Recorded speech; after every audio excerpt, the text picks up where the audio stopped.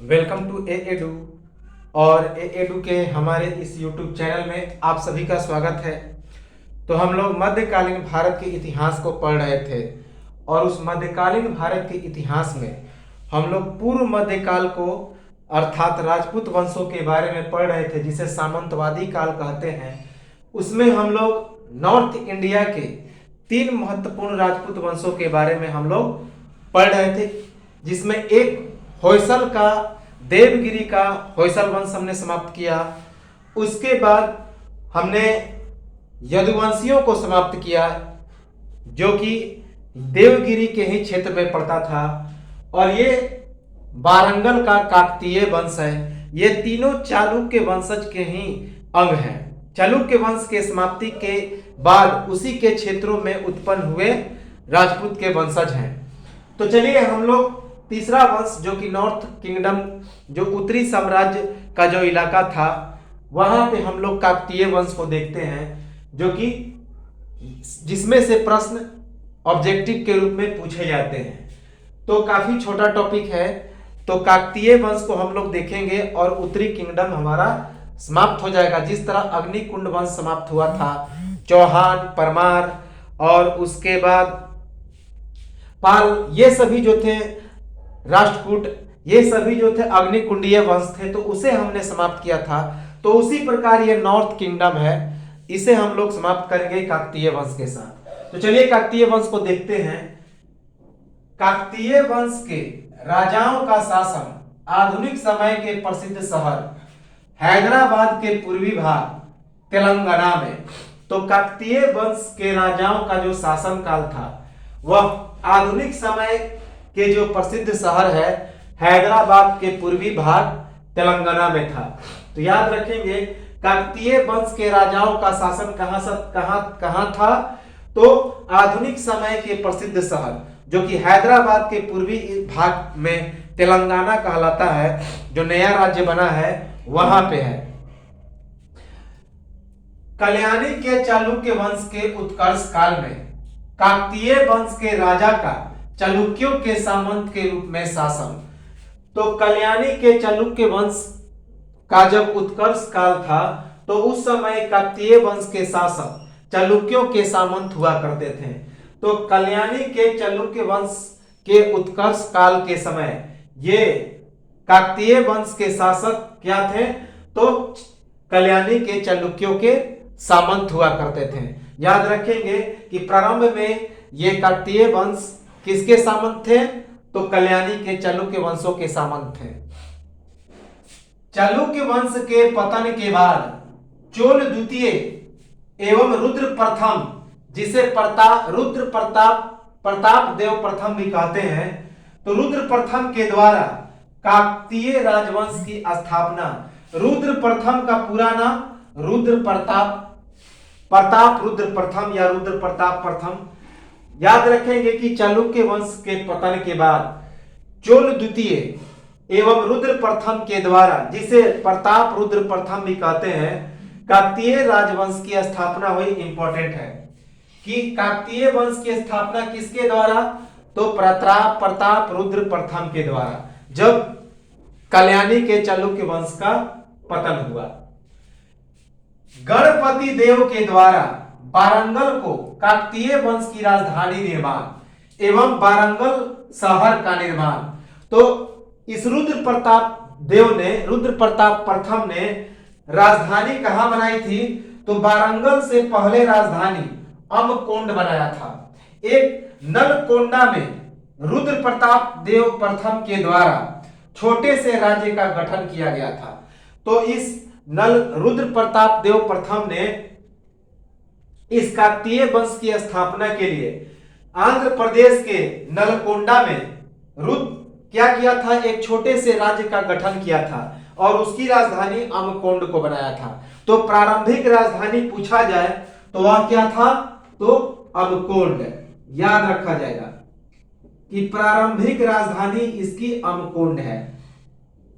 प्रारंभिक राजधानी अमकोंड, जो कि प्रताप रुद्रदेव प्रथम के द्वारा एक छोटे से राज्य के रूप में इसका गठन किया गया था, जो वारंगल से पहले राजधानी थी अमकोंड।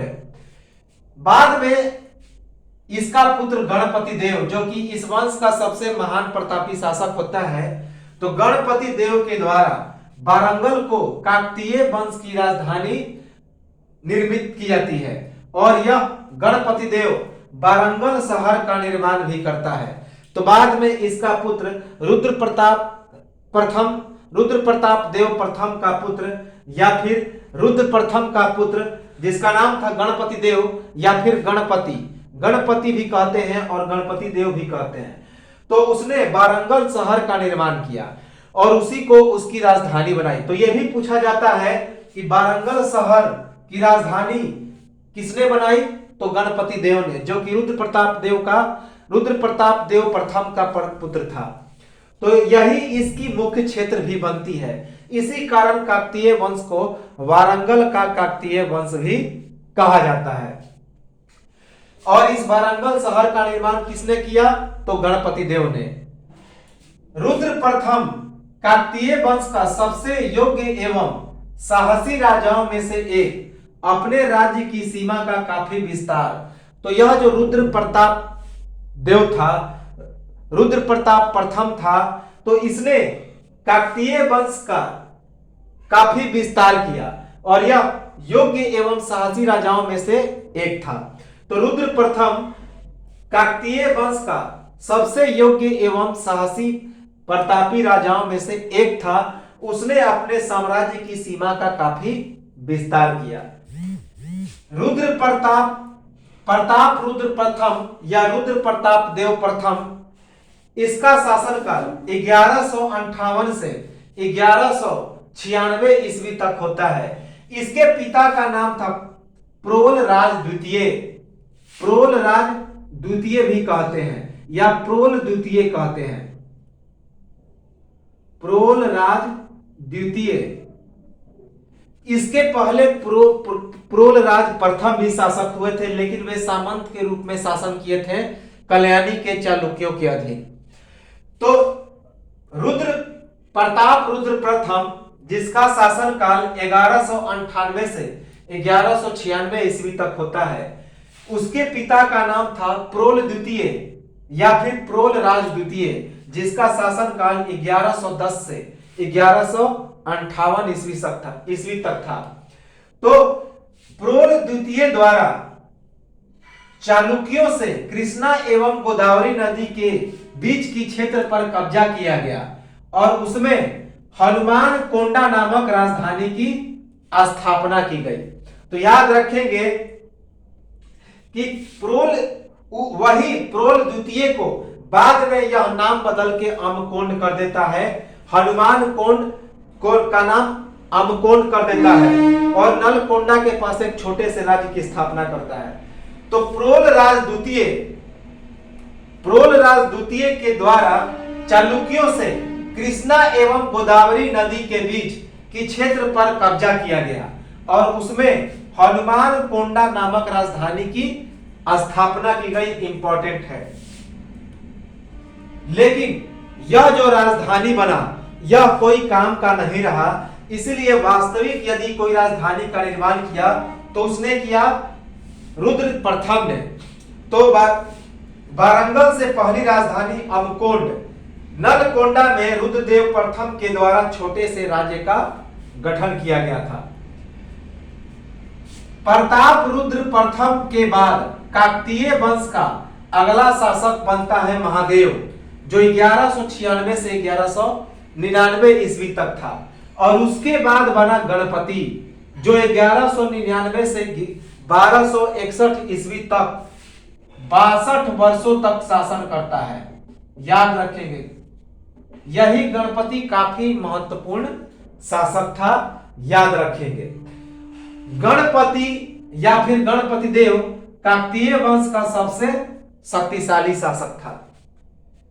गणपति के द्वारा साम्राज्य विस्तार दक्षिण में कांची तक चोलों से जीतकर गोदावरी नदी से चिंगेल पुल तथा येल गंदन से समुद्र तक।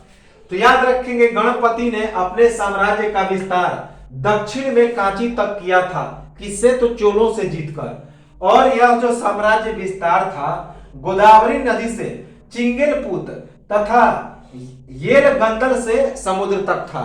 तो कहां से कहां तक? गोदावरी नदी से चिंगलपूत तथा येलदंगल से समुद्र तक इसका साम्राज्य विस्तार था। और इसने चोलों से जीतकर अपना साम्राज्य विस्तार कांची तक भी किया। याद रखेंगे। गणपति की दो पुत्रियां थी, एक का नाम था रुद्रम्मा देवी और दूसरे का नाम था गणपंबा। तो इसका कोई पुत्र नहीं था।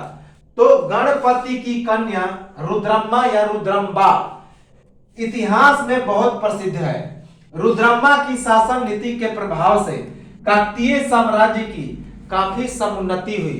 तो रुद्रम्मा की शासन नीति के प्रभाव से काकतीय साम्राज्य की काफी समुन्नति हुई, क्योंकि यह गणपति की पुत्री थी रुद्रम्मा, जिसे रुद्रम्बा या फिर रुद्रम्मा देवी भी कहा जाता है। तो रुद्रम्मा देवी, रुद्रम्मा एक ही नाम है। वेनिस के यात्री मार्को पोलो के द्वारा रुद्रम्मा की काफी सराहना। तो वेनिस का यात्री मार्को पोलो ने रुद्रम्मा की काफी सराहना की है। याद रखेंगे कि वेनिस के यात्री मार्को पोलो ने रुद्रम्मा की काफी सराहना की है।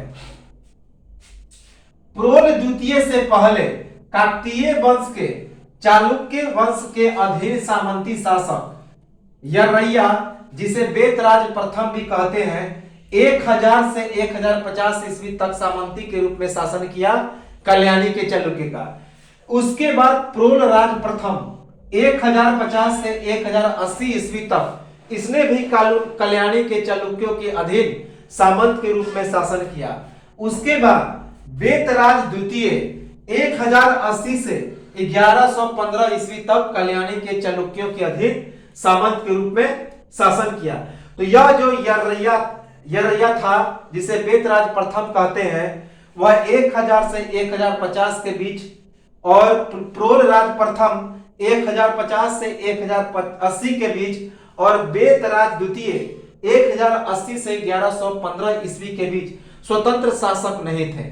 इन्होंने कल्याणी के चालुक्यों के अधीन सामंत के रूप में शासन किया था, इसीलिए इन्हें इस वंश का वास्तविक संस्थापक नहीं मानते। गणपति के द्वारा कलिंगा एवं पश्चिम आंध्र प्रदेश पर आक्रमण। तो गणपति ने कलिंगा और पश्चिम आंध्र प्रदेश पर आक्रमण किया और उन पर कब्जा किया। तो कलिंगा जो कि उड़ीसा में है, तो गणपति ने कलिंगा और पश्चिम आंध्र प्रदेश पर आक्रमण करके उस पर कब्जा किया। गणपति द्वारा विदेशी व्यापार को अधिक प्रोत्साहन तथा साथ ही कृषि के विकास पर बहुत जोर। तो गणपति ने विदेशी व्यापार को अधिक प्रोत्साहन दिया और कृषि के विकास पर काफी जोर दिया। तो याद रखेंगे, गणपति देव या फिर गणपति ने विदेशी व्यापार और व्यापार पर अधिक प्रोत्साहन दिया और कृषि के विकास पर काफी जोर दिया। तो कृषि और व्यापार को उस गणपति देव ने प्रमुख प्राथमिकता दी। गणपति के द्वारा विभिन्न तटकरों की समाप्ति एवं आंध्र प्रदेश के मोरपल्ली में बंदरगाह का निर्माण। मोरपल्ली कहां पे है? तो कृष्णा जिले में। तो याद रखेंगे कि गणपति ने विभिन्न तटकरों की समाप्ति कर दी। तटकर का मतलब होता है समुद्र में व्यापार करने के लिए जो टैक्स लिया जाता है समुद्र के किनारों पर, उसे तटकर कहते हैं। तो इस तटकरों की समाप्ति की गणपति देव ने, और साथ ही साथ आंध्र प्रदेश के मोरपल्ली को प्रमुख बंदरगाह के रूप में निर्माण किया। और यह मोरपल्ली कहां पे है? तो कृष्णा जिले में है, आंध्र प्रदेश के कृष्णा जिले में। तो गणपति देव द्वारा विभिन्न तटकरों की समाप्ति एवं आंध्र प्रदेश के मोरपल्ली में प्रमुख बंदरगाह का निर्माण, और मोरपल्ली कृष्णा जिले में है। गणपति के बाद अगला शासक उसकी पुत्री रुद्रम्मा बनती है, जो 1261 से 1291 ईस्वी तक शासिका रहती है। रुद्रम्मा देवी की कोई भाई नहीं थी, केवल एक बहन थी गणपंबा। रुद्रम्मा देवी का राज्याभिषेक 14 वर्ष की उम्र में तथा विवाह चालुक्य नरेश वीरभद्र से हुआ था। रुद्रम्मा देवी का 35 वर्ष तक शासन हुआ था रुद्रम्मा महाराजा के रूप में। तो उस जब वह शासन कर रही थी तो अपना नाम क्या रखा था? तो रुद्रम्मा महाराजा। याद रखेंगे कि गणपति के बाद जो अगला शासक बनता है तो उसकी पुत्री रुद्रम्मा या रुद्रम्मा देवी बनती है, जिसे रुद्रम्बा भी कहते हैं, क्योंकि गणपति देव का कोई अपना पुत्र नहीं था, उसकी केवल 2 पुत्रियां ही थी। एक का नाम था गणपंबा जो कि छोटी पुत्री थी, और बड़ी पुत्री का नाम था रुद्रम्मा देवी। तो यह रुद्रम्मा 1261 से 1291 ईस्वी तक काकतीय वंश की शासिका रहती है, जिसका राज्याभिषेक रुद्रम्मा महाराजा के रूप में 14 वर्ष की उम्र में होता है, और यह 35 वर्ष तक शासन करती है, और इसका विवाह पूर्वी चालुक्य नरेश वीरभद्र से होता है। याद रखेंगे, यह इंपॉर्टेंट है, यह पूछा जाता है। गणपति के बाद अगला शासक उसकी पुत्री रुद्रम्मा जो 1261 से 1291 ईस्वी तक शासिका रहती है, वह बनती है। रुद्रम्मा देवी का कोई भाई नहीं था, केवल एक बहन थी जिसका नाम था गणपंबा, अर्थात कि यह गणपति देव का केवल 2 पुत्री थी। एक का नाम, बड़ी पुत्री का नाम था रुद्रम्मा देवी या रुद्रम्मा या फिर रुद्रम्बा, और छोटी पुत्री का नाम था गणपंबा। तो रुद्रम्मा देवी का राज्याभिषेक 14 वर्ष की उम्र में 1261 ईस्वी में हुआ, और वह 35 वर्ष तक रुद्रम्मा महाराजा के नाम से शासिका रही, और उसका शादी किससे हुआ? तो पूर्वी चालुक्य नरेश वीरभद्र से। रुद्रम्मा के द्वारा अपने बड़े पुत्र प्रताप रुद्र द्वितीय, जिसका शासनकाल 1291 से 1326 ईस्वी तक रहा, के लिए सिंहासन का त्याग। तो 1291 ईस्वी में रुद्रम्मा ने अपने बड़े पुत्र प्रताप रुद्र द्वितीय के लिए सिंहासन को त्याग दिया, और प्रताप रुद्रदेव 1291 से 1326 ईस्वी तक काकतीय वंश का शासक रहता है। 1291 से 1326 ईस्वी। 1303 ईस्वी में अलाउद्दीन खिलजी का प्रताप रुद्र द्वितीय पर आक्रमण, प्रताप रुद्रदेव विजयी। तो 1303 ईस्वी में अलाउद्दीन खिलजी ने प्रताप रुद्र द्वितीय पर आक्रमण किया। इसमें अलाउद्दीन खिलजी पराजित हो जाता है और प्रताप रुद्रदेव विजय हो जाता है, जीत जाता है। याद रखेंगे। 4 वर्ष के बाद 1307 ईस्वी में वारंगल के राज्य को अपने राज्य में मिलाने हेतु एवं धन की लूट हेतु मलिक काफूर द्वारा रुद्र प्रताप द्वितीय पर आक्रमण। अलाउद्दीन खिलजी का मुख्य उद्देश्य वारंगल के राज्य को दिल्ली सल्तनत में मिलाना नहीं था, क्योंकि वारंगल दिल्ली से काफी दूर था। बस रुद्र प्रताप देव द्वितीय को अपने अधीन करके उसके राज्यों को लूटना था। मलिक काफूर द्वारा वारंगल में घेरा डाला गया। 1310 ईस्वी में रुद्र प्रताप देव तथा मलिक काफूर के बीच संधि हो जाती है। तो देखिए 1307 ईस्वी में वारंगल के राज्य को अपने राज्य में मिलाने के लिए और धन की लूट करने के लिए मलिक काफूर रुद्र प्रताप देव द्वितीय पर आक्रमण करता है। और इसे किसने भेजा था? तो अलाउद्दीन खिलजी ने। अलाउद्दीन खिलजी का मुख्य उद्देश्य वारंगल के राज्य को दिल्ली सल्तनत में मिलाना नहीं था, क्योंकि वारंगल बहुत दूर था दिल्ली से। तो अलाउद्दीन खिलजी वारंगल को दिल्ली में मिलाना नहीं चाहता था। वह वारंगल को लूटना चाहता था। रुद्र प्रताप देव द्वितीय को अपने अधीन करके उस राज्य को लूटना था।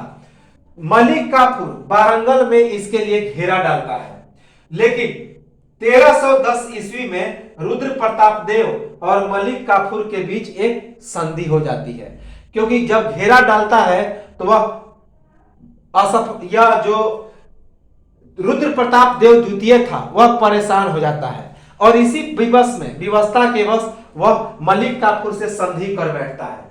तो संधि में क्या होता है कि अलाउद्दीन खिलजी को 100 हाथी, 7000 घोड़े, अनंत रत्न और ढाले हुए सिक्के मिले। साथ ही साथ रुद्र प्रताप देव द्वितीय द्वारा वार्षिक कर देना स्वीकार किया गया। तो 1307 ईस्वी में वारंगल के राज्य को अपने राज्य में मिलाने हेतु एवं धन की लूट के लिए अलाउद्दीन खिलजी ने मलिक काफूर को वारंगल के आक्रमण पर भेजा और उस समय रुद्र प्रताप द्वितीय वारंगल का शासक था। तो अलाउद्दीन खिलजी का मुख्य उद्देश्य क्या था कि वारंगल के राज्य को अपने राज्य में नहीं मिलाना, बल्कि क्योंकि वारंगल दिल्ली से काफी क्या था, दूर था, बस रुद्र प्रताप द्वितीय को अपने अधीन करके उसके राज्य को लूट लेना था। मलिक काफूर वारंगल में घेरा डाल रहा और 1310 ईस्वी में रुद्र प्रताप देव और मलिक काफूर के बीच संधि हो गई और इस संधि में अलाउद्दीन खिलजी को 100 हाथी, 7000 घोड़े, अनंत रत्न एवं ढाले हुए सिक्के मिले। साथ ही साथ रुद्र प्रताप देव द्वितीय द्वारा वार्षिक कर देना, अलाउद्दीन खिलजी को वार्षिक कर देना स्वीकार किया गया। अलाउद्दीन खिलजी की मृत्यु के बाद 1313 ईस्वी में अलाउद्दीन खिलजी की मृत्यु हो जाती है। तो अलाउद्दीन खिलजी की मृत्यु के बाद रुद्र प्रताप देव द्वितीय के द्वारा वार्षिक कर देना बंद एवं राज्य की सीमाओं में एक बार फिर से विस्तार। मोहम्मद बिन तुगलक द्वारा वारंगल का घेरा पर रुद्र प्रताप देव की सेना द्वारा जी तोड़ सामना करने के कारण मोहम्मद बिन तुगलक असफल एवं दिल्ली वापस। 4 महीने बाद फिर से मोहम्मद बिन तुगलक द्वारा वारंगल पर आक्रमण, घमासान युद्ध, काकतीय नरेश रुद्र प्रताप देव का अपने परिवार सहित आक्रमण, यह घटना 1323 ईस्वी की है। तो 1313 ईस्वी में जब अलाउद्दीन खिलजी की मृत्यु हो जाती है तो गयासुद्दीन तुगलक का शासन होता है। तो गयासुद्दीन तुगलक अपने पुत्र जूना खान अर्थात मोहम्मद बिन तुगलक को इस पर आक्रमण करने के लिए भेजता है रुद्र प्रताप देव पर। तो अलाउद्दीन खिलजी की मृत्यु के बाद रुद्र प्रताप देव वार्षिक कर देना बंद कर दिया। तो अलाउद्दीन खिलजी की मृत्यु के बाद रुद्र प्रताप देव ने दिल्ली सल्तनत में वार्षिक कर देना बंद कर दिया। इससे नाखुश होकर उस समय का शासन था गयासुद्दीन तुगलक का दिल्ली सल्तनत पर। तो गयासुद्दीन तुगलक ने अपने पुत्र जौना खान अर्थात मोहम्मद बिन तुगलक को रुद्र प्रताप द्वितीय के वारंगल पर आक्रमण के लिए भेजा। मोहम्मद बिन तुगलक ने वारंगल का घेरा डाला, लेकिन रुद्र प्रताप की सेना ने जीत तोड़कर सामना किया। इस कारण मोहम्मद बिन तुगलक असफल हो गया और दिल्ली वापस लौट गया। लेकिन 4 महीने बाद एक बार फिर से मोहम्मद बिन तुगलक वारंगल पर आक्रमण करता है और घमासान युद्ध होता है और काकतीय नरेश रुद्र प्रताप देव द्वितीय अपने परिवार सहित आत्मसमर्पण कर देता है। यह घटना 1323 ईस्वी की बात है। तो 1323 ईस्वी में अलाउद्दीन खिलजी की मृत्यु के बाद रुद्र प्रताप देव द्वितीय द्वारा वार्षिक कर देना बंद कर दिया गया एवं अपनी राज्य की सीमाओं में एक बार फिर से विस्तार शुरू किया गया। इससे नाखुश होकर गयासुद्दीन तुगलक ने अपने पुत्र मोहम्मद बिन तुगलक को वारंगल पर आक्रमण के लिए भेजा। मोहम्मद बिन तुगलक द्वारा वारंगल पर घेरा डाला गया, लेकिन रुद्र प्रताप की सेना ने जीत तोड़कर सामना किया।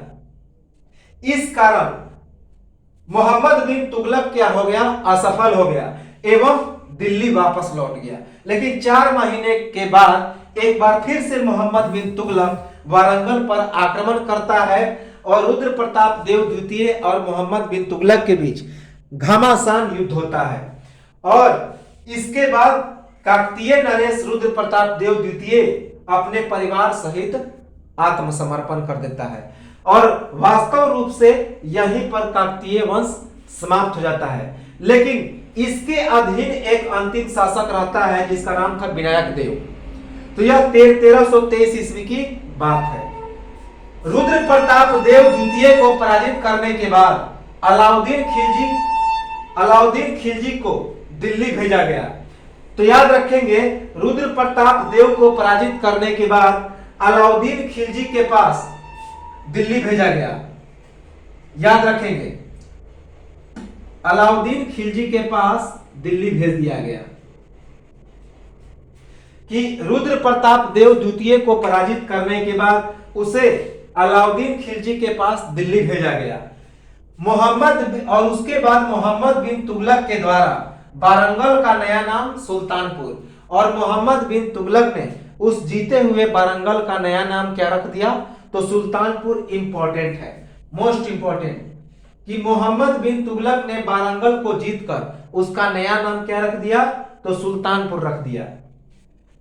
काकतीय वंश का अंतिम नामित शासक विनायक देव था, जो 1323 से 1332 ईस्वी तक दिल्ली सल्तनत के अधीन ही शासन किया। कि मुहम्मद शाह प्रथम के द्वारा हत्या, दिल्ली सल्तनत का वारंगल पर कब्जा एवं काकतीय वंश समाप्त 1332 ईस्वी में। तो इस प्रकार 1000 से 1332 ईस्वी के बीच यह काकतीय वंश चलता है और 332 वर्ष की सेवा के बाद इसका पतन हो जाता है। तो याद रखेंगे कि काकतीय वंश का अंतिम नामित शासक कौन था? तो विनायक देव, जो दिल्ली सल्तनत के अधीन ही शासन किया 1323 से 1332 ईस्वी तक। लेकिन इसकी मुहम्मद शाह प्रथम के द्वारा हत्या कर दी जाती है 1332 ईस्वी में, और दिल्ली सल्तनत का वारंगल पर पूर्णतः कब्जा हो जाता है और काकतीय वंश समाप्त हो जाता है। कोहिनूर हीरा, जिसका पता कोलूर में कृष्णा नदी के तट पर लगा था, यह काकतीय वंश से संबंधित था।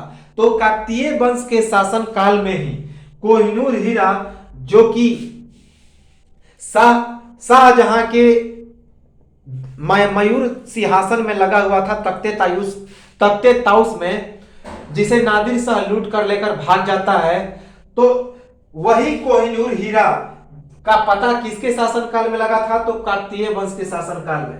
कहां पे? तो कोलूर में, जो कृष्णा नदी के तट पर है। तो कोहिनूर हीरा, जिसका पता कोलूर में कृष्णा नदी के तट पर लगा, काकतीय वंश से संबंधित है। याद रखेंगे, काकतीय वंश में साहित्य एवं कला का खूब प्रसार।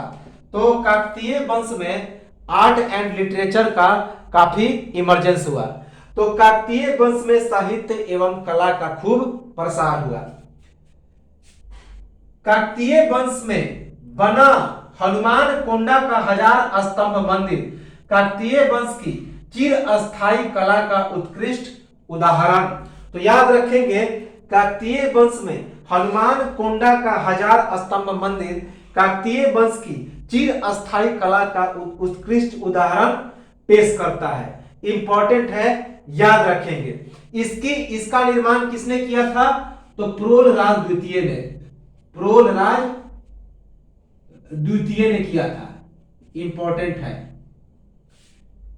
द्वारा निर्मित। तो प्रोलराज द्वितीय द्वारा निर्मित काकतीय वंश में हनुमान कोंडा का 1000 स्तंभ मंदिर, उसमें 1000 पिलर है।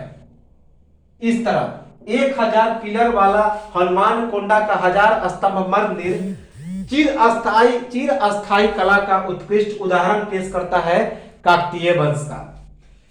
वारंगल से पहले राजधानी अमकोंड, यह प्रारंभिक राजधानी थी। नलकोंडा में रुद्र प्रताप प्रथम के द्वारा छोटे से राज्य का गठन किया गया था, लेकिन वास्तव में यह राजधानी किसके द्वारा बनाया गया था? तो प्रोलराज द्वितीय के द्वारा। याद रखेंगे। तो यह तो था काकतीय वंश। तो हमने दक्कन के अर्थात नॉर्थन इंडिया के जितने सारे राजवंश थे राजपूतों का, राजपूत पूर्व मध्यकाल के इतिहास में, उसे हमने समाप्त किया। किसे? तो होयसल का, देवगिरी का होयसल वंश, वारंगल का काकतीय वंश और उसके बाद यदु वंश। तो इन तीनों वंशों को हमने क्या किया, तो समाप्त किया।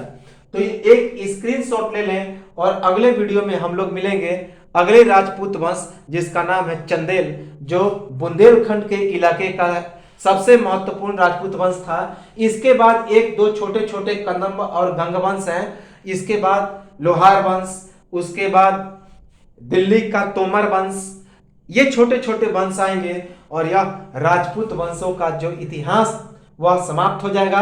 और इसके बाद हम लोग बहमनी साम्राज्य और चोल साम्राज्य और विजयनगर के दक्षिण के साम्राज्य को देखेंगे मध्यकाल के भारत में, और अंतिम सूफी आंदोलन को देखकर यह मध्यकालीन भारत का इतिहास समाप्त करेंगे।